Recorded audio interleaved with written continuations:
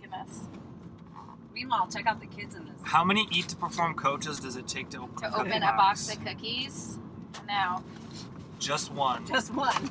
Like forever and a day. Oh, they're bubble wrap. Oh my gosh. And they're, look at this. I can't believe they're bubble wrapped. Oh my gosh. Deadlifts. Wait, it says something deadlifts. Donuts and deadlifts. Cool. Oh, look at this. It says ETP. Okay, that's.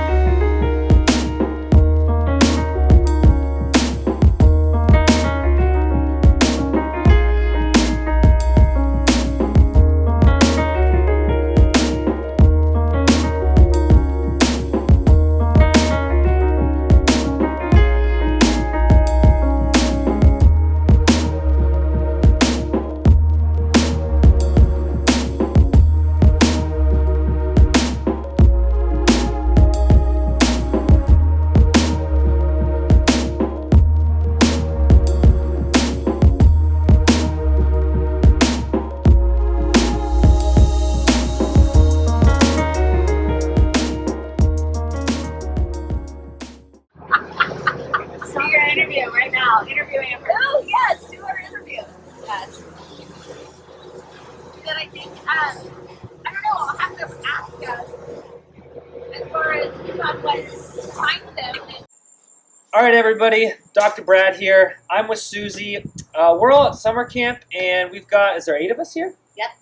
So we're going to be doing just kind of a series of interviews, and, you know, we're all here. We've all come here from different places, and so I really want to get everybody's perspective because we all have different backgrounds, and we all have different jobs that Eat to Perform. So you guys can hear the ice cream truck in the background. That's awesome. Good timing. So, Susie, you've been with us for 3 years or 4 years? 3 years. Yep. 3 years, okay. Yeah. So you came on, I think you came on right before summer camp, right?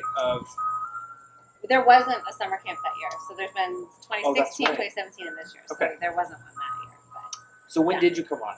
So August of 2015, so right at 3 years. And I was a client. I signed up for Eat to Perform in February. Like right, I feel like it was right before the CrossFit Games that year. So February 2015. Okay. Yeah. So Yeah. what brought you to Eat to Perform?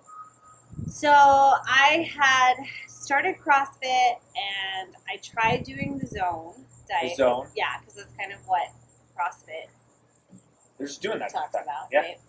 And I didn't really feel like it did anything for me. I think that it was probably really low calorie. And then my gym did a challenge that was basically paleo. Okay. So we did paleo, and I lost like 4 pounds. And I remember being at a dinner party, and there was nothing I could eat. Like everybody had brought all this nice food and wine, and I sat there with a glass of water, and literally I thought to myself, like, there has to be a better way. You're like, what is my life coming to? Right? Like, I don't want to live like this. And then the next day, I think I saw something on Facebook from Paul, and I don't know, it really spoke to me, what the things he talks about, like the lifestyle, the flexibility, and it was just right in line with what I was thinking, and that's when I signed up. So what in your life has changed since you started? Because you were a client and then Yes. you became a coach. Yes. So what's kind of in your whole life changed in those 3 years? A lot has changed. So I was a client, I mean, not overly long. So I was a client from February to August. And then I became a coach. But in a lot of ways, I've always been a client because I never stopped doing Eat to Perform. So I've always, since I joined Eat to Perform, I've always tracked macros. I've always followed some sort of plan, whether it was fat loss or performance or, I mean, Eat to Perform has changed so much in 3 years. But I've always been a client along with the coach. I think what's changed the most is just all that I've learned.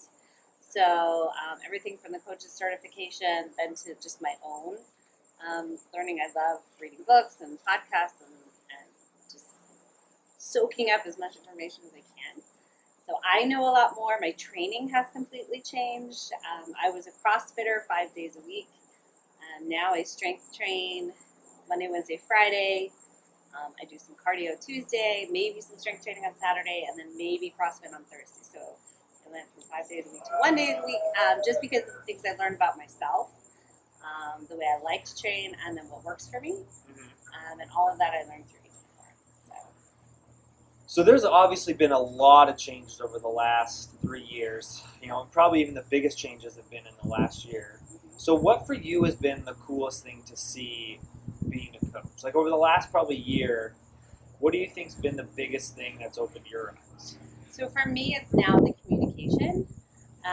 So it used to be a lot of our communication was on Facebook or through an old forum that we had. And now being able to communicate so quickly back and forth through the app, to me, that's the biggest change. And then being able to be sort of a friend, a counselor, a coach, a mentor, all of these things in one. To me, that's the most enjoyable aspect of it.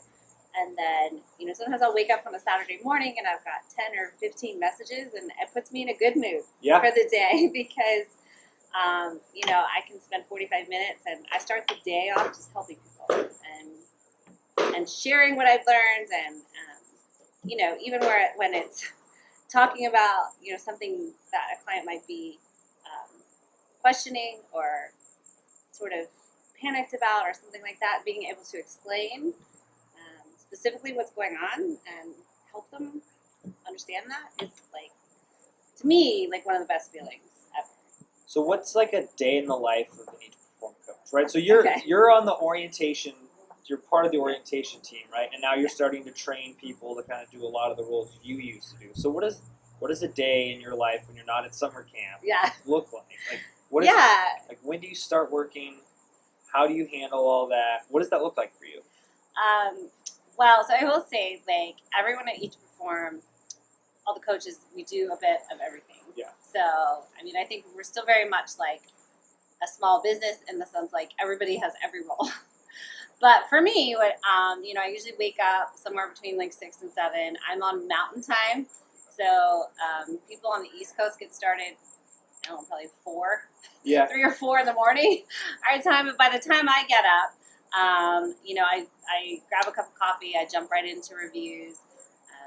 Usually my kids wake up somewhere there, I get them to school, I come back, and then it's just all focused on reviews. So once the general reviews are finished, then I do my own clients that are assigned to me, and then I answer messages, and then I have 6 coaches on my team. So, we work together to train, or I work on training them and then answering their questions. And I communicate all the time with Amber and Ed, who are the other orientation leads. And we're always just, it's always back and forth. So, and then, I don't know, that usually goes, I do actually leave at some point to go to the gym. So I used to work out first thing in the morning. Now I work out probably around 1 or 2 in the afternoon. And then I just come back and take care of what's left. And then I grab my kids from school and try to spend the evenings with them. Sometimes it doesn't work that way, does it? Sometimes it's hard. I'm having to learn to kind of shut my phone off. Yeah. In the sense because, one of the things you guys may work from home or you understand that when you always have a connection to the office, you kind of have to learn to put it away at times.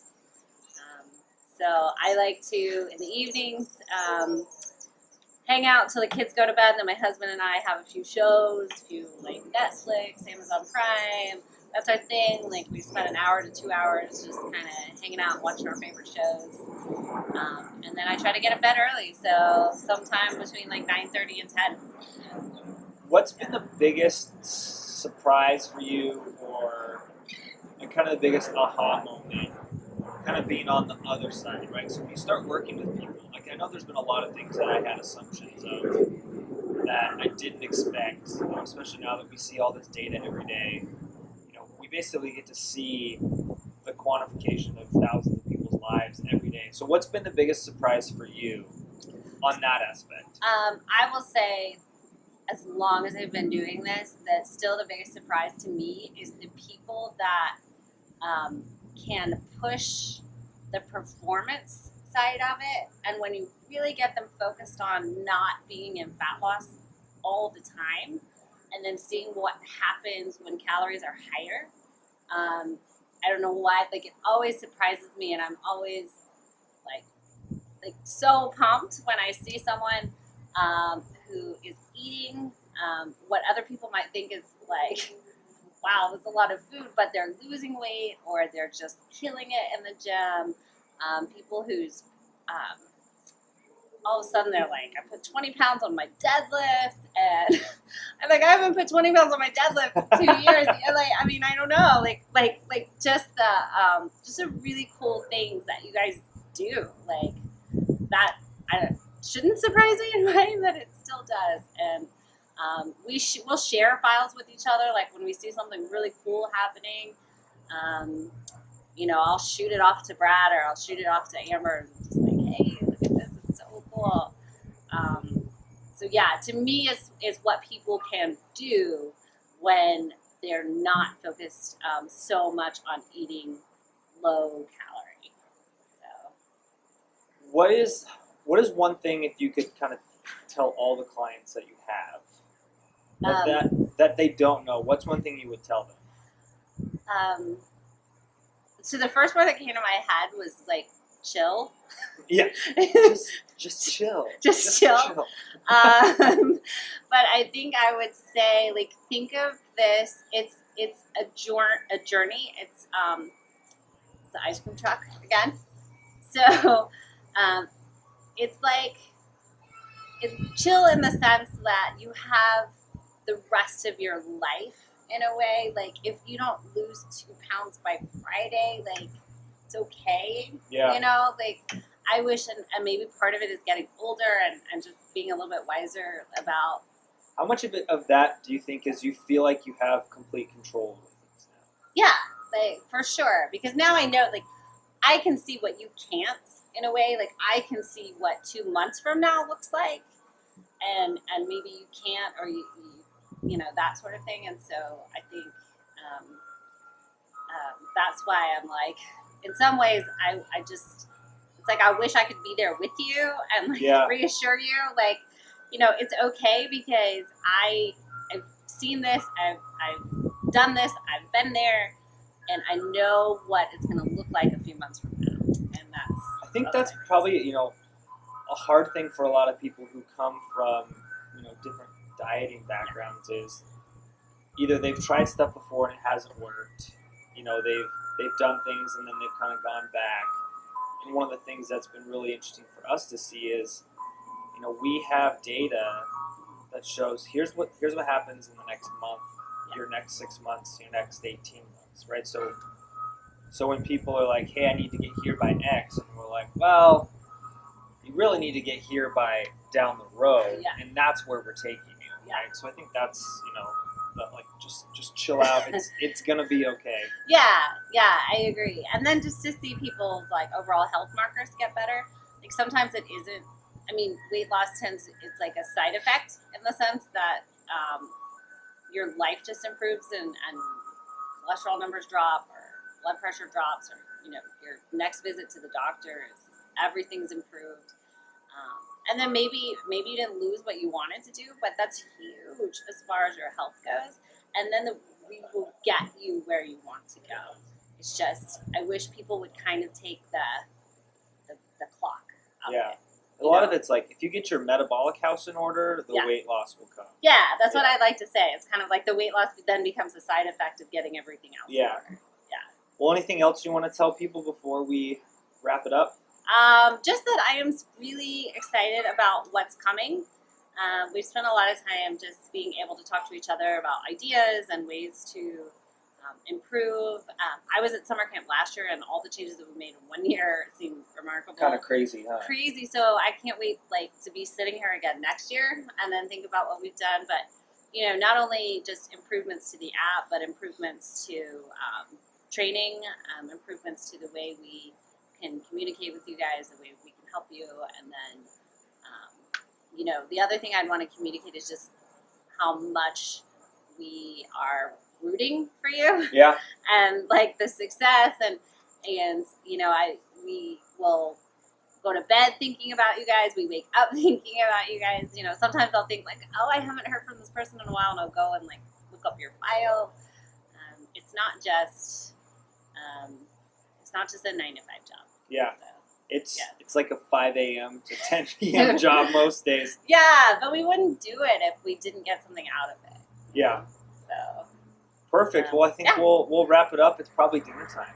yeah, April's cooking. So. I think she's cooking the fish that we caught today. So. Yeah, that was awesome. Yeah. Susie was the wrangler today. She was just yanking them. Apparently, I have a talent for fishing. Who knew? I live in Denver. That's your retirement plan. Right. Awesome. All right, Well, thanks. Okay. Hey, that was 14 minutes.